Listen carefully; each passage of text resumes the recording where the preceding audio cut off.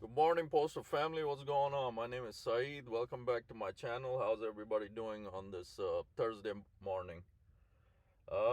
We got us some news from the NALC website. Arbitrator Nolan renders decision on national level LightBlue hack grievance.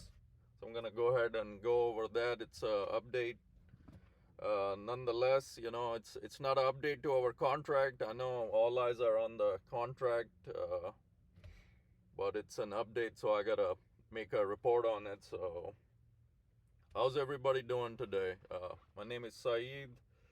If you like postal content, I appreciate it if you go ahead and subscribe. Really do appreciate all my supporters, all the comments y'all been giving me, and the likes. I really appreciate everything you guys do for me. I can't thank you guys enough. All the comments, all the personal comments. Granted, sometimes they're kind of personal, but that comes with the territory. I'm up, I answer everybody best I can. I try not to be rude, but appreciate you guys being honest with me. Sometimes we're all frustrated. We need news about the contract, but my thing is, if I get something that I want to put out there, you gotta at least, appreciate it. So. Thank you all, my loyal supporters, everything. So let's get to the topic today. It's an update from the NALC. Arbitrator Nolan renders decision on national level LightBlue hack grievance. On July 12, 23, President Renfro initiated a national level grievance related to theft of letter carrier wages by cyber criminals who were able to access the USPS Human Resources website, LightBlue. The issue in the case involved incidents that occurred in late 22 and early 23. Hundreds of postal employees, which included letter carriers, fell victim to hackers who were able to access their LightBlue accounts using dubious tactics. Employee account information was obtained when employees entered their login information into fake LightBlue websites created by criminals. As a result, these letter carriers had their paychecks misdirected into bank accounts owned by criminals. Actually, I do remember when this all happened. I do remember seeing the fake LightBlue websites. That's when all this new security for LightBlue came in. Now you gotta log in with your, they send a pin to your personal phone. So I do remember this time frame, and it was a big deal. Earlier this year, on January 23 and 24, this case was heard by National Arbitrator Dennis Nolan in Washington, D.C. Since employees represented by the American Postal Workers Union, APWU, and National Postal Mail Handlers Union, NPMHU, were victims of the theft as well, both unions intervened and presented their cases before Arbitrator Nolan.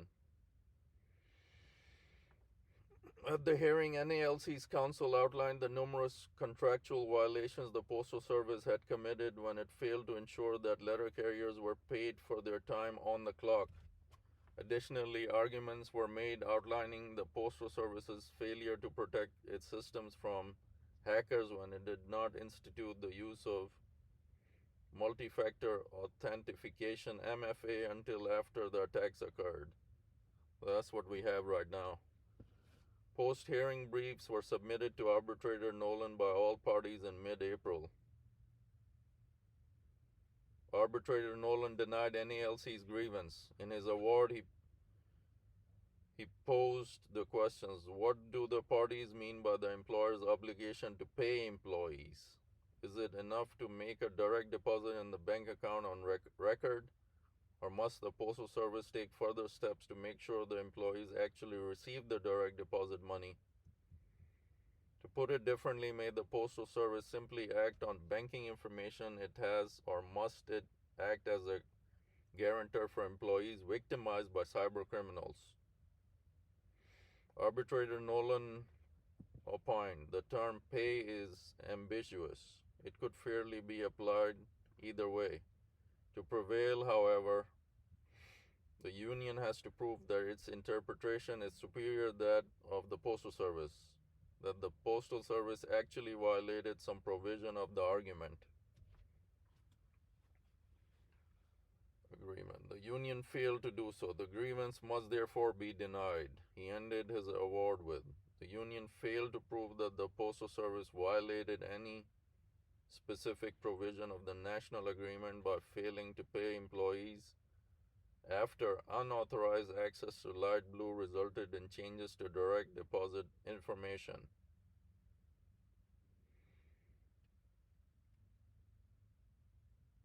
So that's the update by Arbitrator Nolan on this what had happened in 22-23.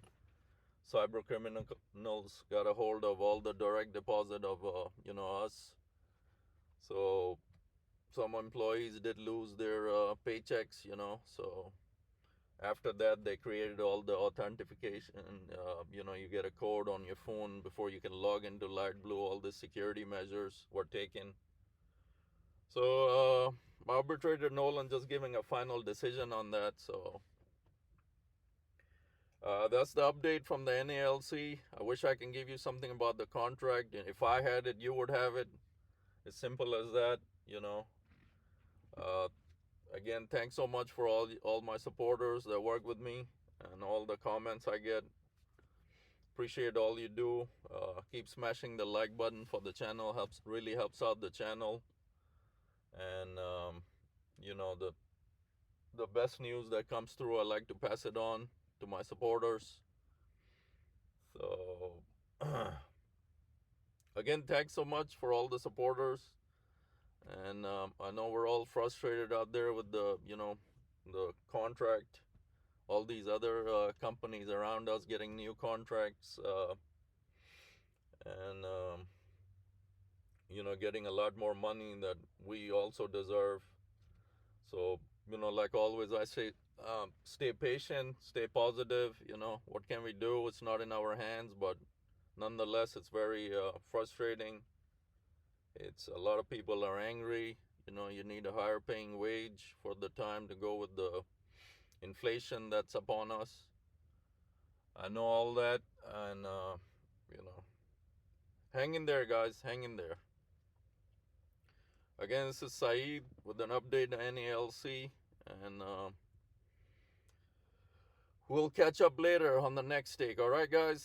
Stay positive, stay good, and I'll hit you guys back with the next video. Take care. Have a blessed day, everybody.